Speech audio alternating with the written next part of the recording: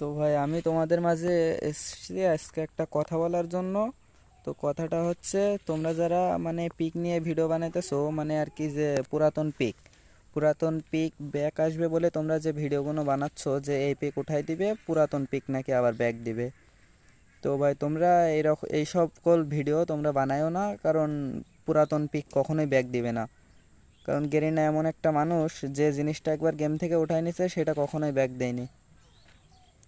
আর pick তো এটা তো মানে অনেক বড়ই কথা, বাট কিছু করার নাই ভাই, কারণ পিক কখনোই ব্যাক দিবে না।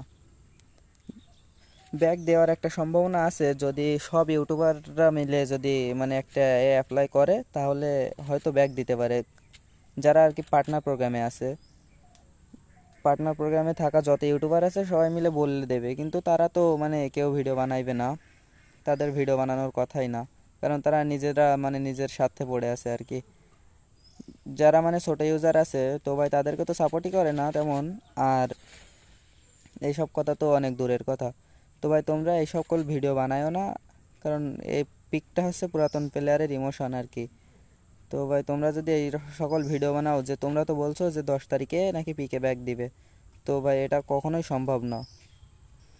তো ভাই তোমরা 10 তারিখের কথা বইলা পুরাতন প্লেয়ারদের ইমোশন নিয়ে মানে সিনেমিনি খেলো না আর কি।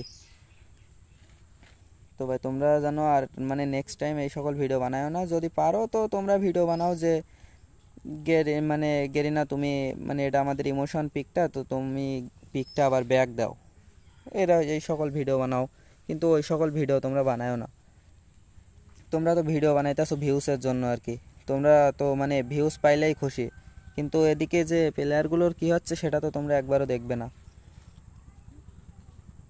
ভিডিও ছাড়লেই তো তোমরা মানে মানে ফর ইউতে যখন তখন ভিডিও ছাড়লেই তো তোমরা ফর ইউতে চলে যাচ্ছ ওই সকল ভিডিও ছেড়ে।